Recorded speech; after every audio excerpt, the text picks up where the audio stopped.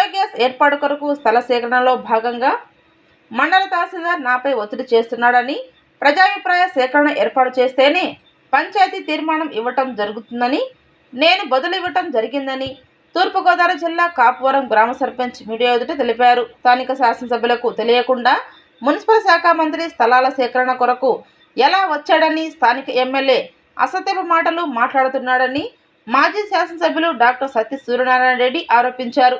ఇప్పటికైనా మీ వ్యక్తిగత ధోరణి మార్చుకోవాలని హితవు పలికారు. కాపువరం గ్రామంలో జరుగుతున్నటువంటి కార్యక్రమం ఏదైతే ఉందో, మా గ్రామానికి సంబంధించినటువంటి జిల్లా పరిషత్ భూమిలో గల 12 ఎకరాల భూమిలో గల భూమిలోని 2 జిల్లాల చెత్తను సేకరించి బయోగ్యాస్ కంపెనీ పెడుతున్నారని మా దృష్టికి వచ్చిందండి. అది పంచాయతీ నోటీస్ బోర్డులో పెట్టారండి. 2 నెలల క్రితం అండి, నెల 15 రోజుల క్రితం పంచాయతీ బోర్డు మీటింగు మామూలుగా రిజిస్టర్లో పెట్టారండి.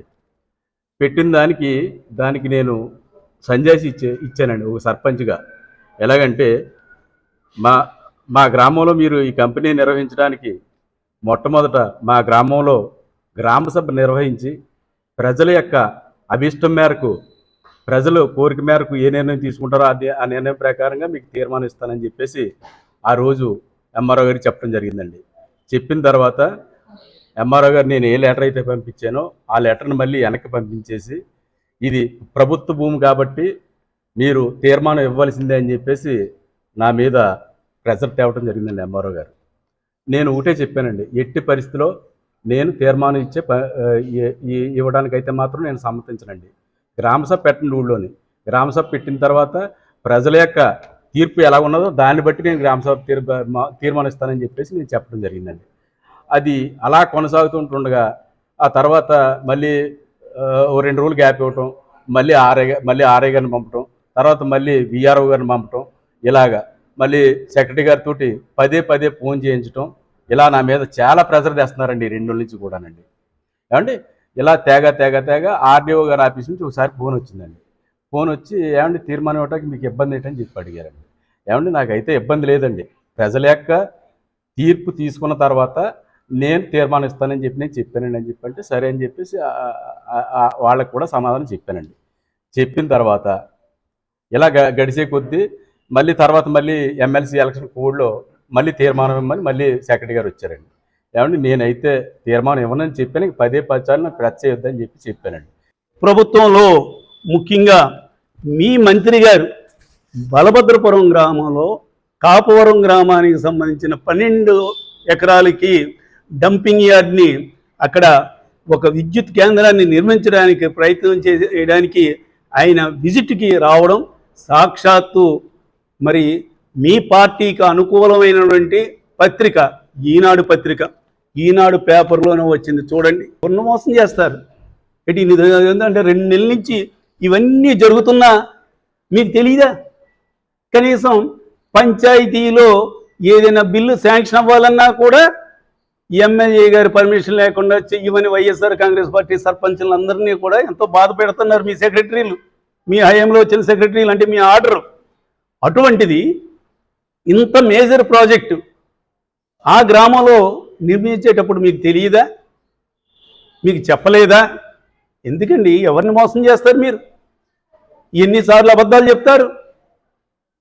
మీకు ఒకటే చెప్తా ఉన్నా, ఆ సర్పంచ్ని ఎంత ఒత్తిడి తీసుకొచ్చారో ఎంఆర్ఓ, అదేవిధంగా పంచాయతీ సెక్రటరీ, ఆర్డీఓ, వీళ్ళు ఎన్నిసార్లు ఫోన్ చేశారో, మీరు ఎలాగ అధికారంలో ఉన్నారు కదా, సర్పంచ్కి ఎన్నిసార్లు ఫోన్ చేశారో ఆ కాల్ లెటర్ తెప్పించుకు చూడండి, మీకే తెలుస్తుంది.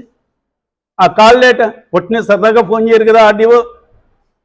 అంటే ఈ పర్మిషన్కి ఏదో రకంగా నీవు పంచాయతీ తీర్మానం చెయ్యని తీరామోసి మరి సర్పంచ్ ఏదైతే గ్రామ సభ నిర్వహించి కానీ నేను ఎట్టి పరిస్థితుల్లోనూ కూడా పర్మిషన్ నేను ఇవ్వను పంచాయతీ నుంచి అని గ్రామ సభ నిర్వహించడానికి ఈ రోజున మరి పూనుకుంటే, మరి పోలీసు అధికారులతోటి అదేవిధంగా పంచాయతీ అధికారులతోటి కూడా ఆ గ్రామ సభ జరగకుండా అడ్డుకుంటాం వాస్తవం కాదా?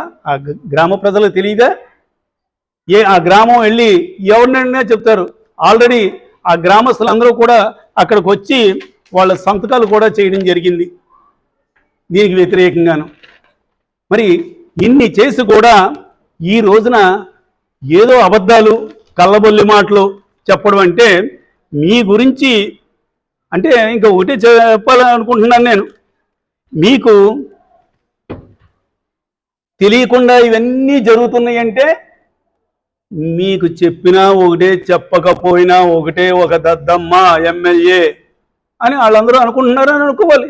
స్వయంగా మీ నోటంటా వచ్చినాయే అంటే ఒక చేతగాని ఎమ్మెల్యే అని మిమ్మల్ని మీరు చెప్పుకుంటున్నారు.